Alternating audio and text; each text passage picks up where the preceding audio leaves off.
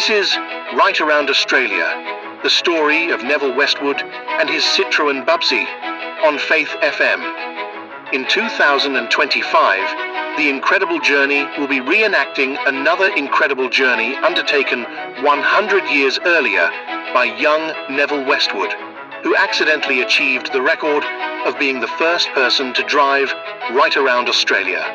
Here is part 8 of his exciting story.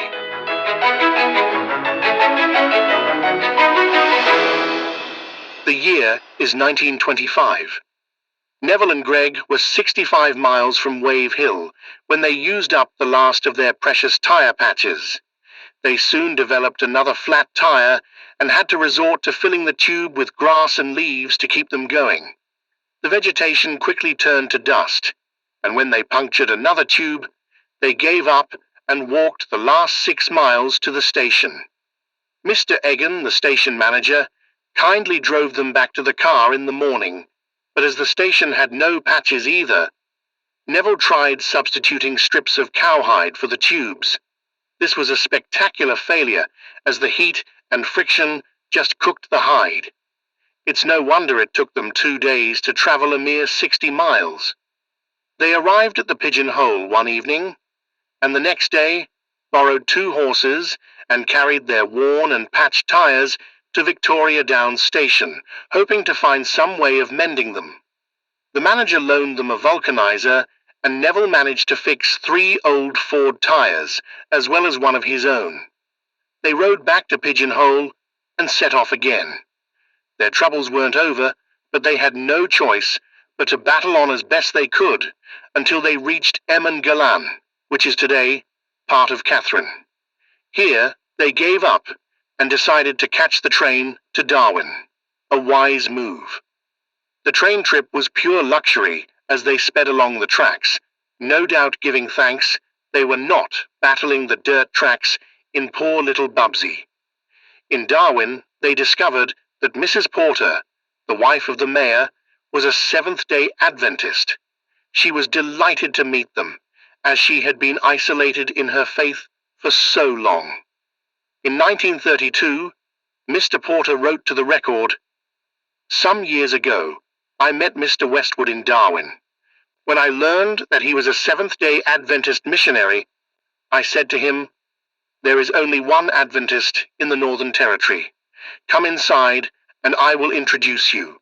He came in, and I introduced him to my wife. His long talks with her on several occasions gave her extreme pleasure." Mr. Porter realized then that his wife longed for the fellowship of other Adventists and transferred to Sydney, where Mrs. Porter found wonderful satisfaction in the friendship of many Seventh-day Adventist people in the Illawarra suburbs of Sydney.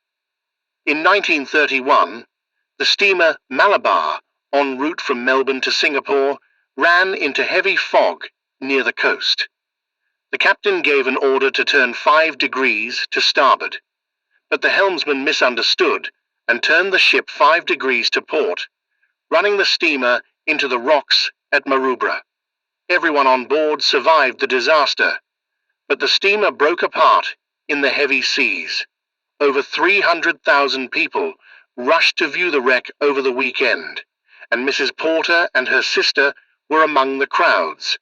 Mr. Porter was of the opinion that the excitement was too much for her, as she collapsed on the station platform on the way home and was unable to be revived. Mr. Porter ended his letter. "In conclusion, I can only express to you what I know my wife thought, namely, her high appreciation of the great work being done by your organization, and the kindly thoughts and prayers of your people. I have the honor to be, though not a follower, at least your grateful friend." Incidentally, residents of the suburb of Long Bay drew up a petition to rename their suburb Malabar in memory of the famous wreck. The name became official in 1933.